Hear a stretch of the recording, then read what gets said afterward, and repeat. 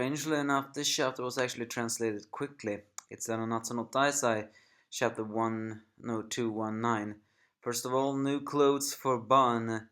He's wearing blue pants this time, as there's a new opening for the boar hat, who has gotten a complete new renovation, including a little rainbow forest, and is now shaped more like a, well, beer mug, so to speak, with many things more. And now Diana can for the first time actually sit on top of the boar hat, seeing that it's the perfect place for her. And Merlin's magic has been used to rebuild it. Of course, Hawk, who wanted to present this, is not happy the fact that Meliodas and Ban stole their aura, but that's not the funniest part. The funniest part is Meliodas and Ban immediately begins to run up to the room like sibling rivals, and claims that this one room, who is the nicest room, is their own room. Of course, Ban saying he entered the room first, and Meliodas tries to say, I paid for this, but the king did. It was a pretty funny scene, especially when Meliodas says, damn it, you knew. Okay, then we'll have a match, says Meliodas, and puts up a coin. I did not expect him to do that. I thought he would do something else. And here comes the strangest part. Elaine has still not passed on towards the end. I thought she was sure she would do, but which also, if the fact that there's no haters for that, then once again, they are targeting the wrong manga.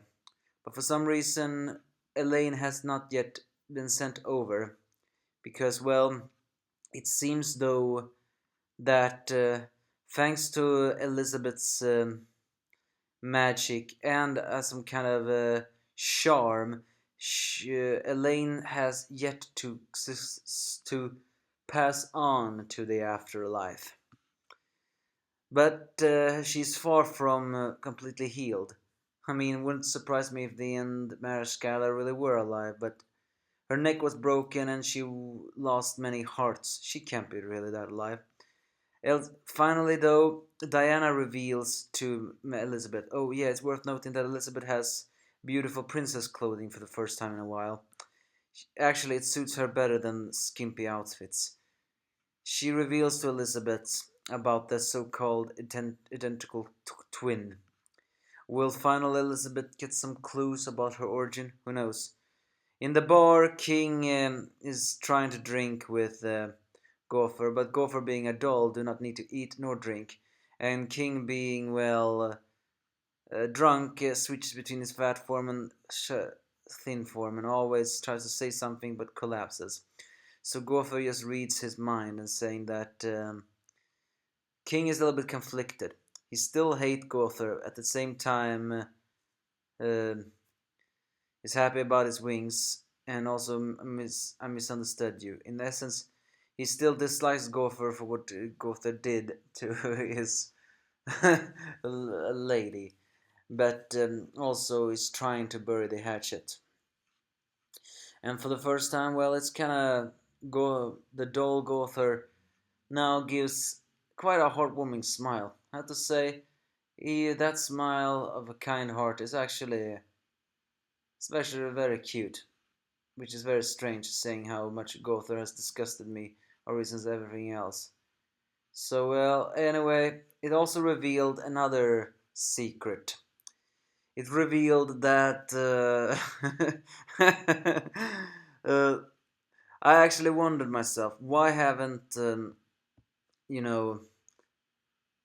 Escanor changed since it's the day? And apparently it's because Merlin has enchanted his glasses, so as long as he wears those glasses, he won't immediately switch into his prideful form, and if he's wearing them, he immediately switch back. I have to say, this chapter was full of comedy, but unfortunately it doesn't end with comedy.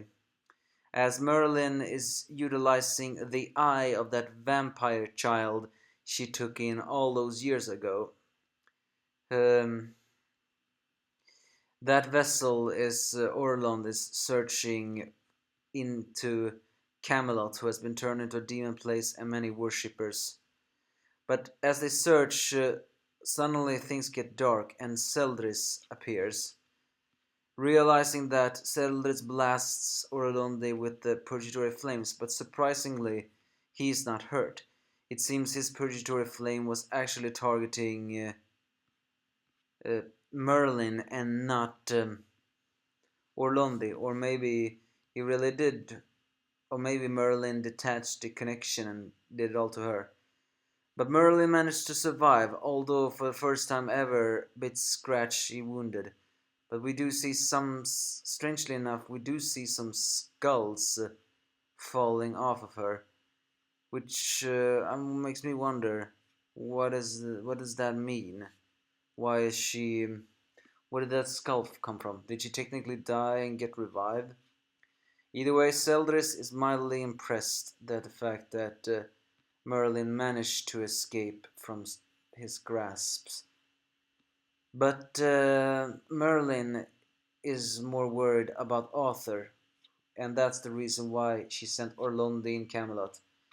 She is searching for Arthur, because authors maybe very well have a destiny with this battle against the demons.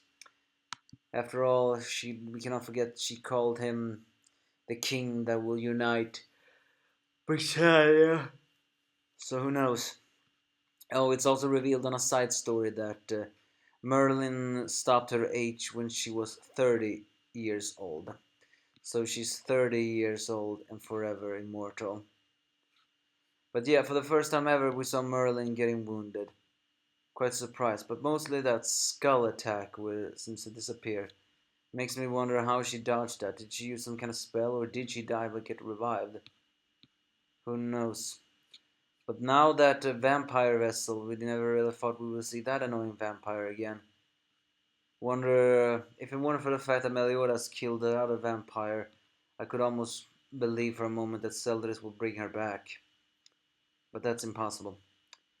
Either way, Merlin is searching for Arthur. Well, that's not that. Do not exactly know what Arthur is planning, but it wouldn't surprise me if he's planning on attacking the Ten Commandments. The strange thing is, the aftertext says that the Ten Commandments have been revived, and we know that is not yet true. The only Ten Commandment we see here is Seldris. But next chapter is called The Hero's Banquet, so who knows? Maybe we'll see more. All in all, it was a chapter full of many comedic moments, some heartwarming moments. It only ended scary with, you know, Seldris being there. I really hope he will be defeated soon. He is too dangerous. But his predatory flames, that was very strange. But do give me your thoughts if you have any.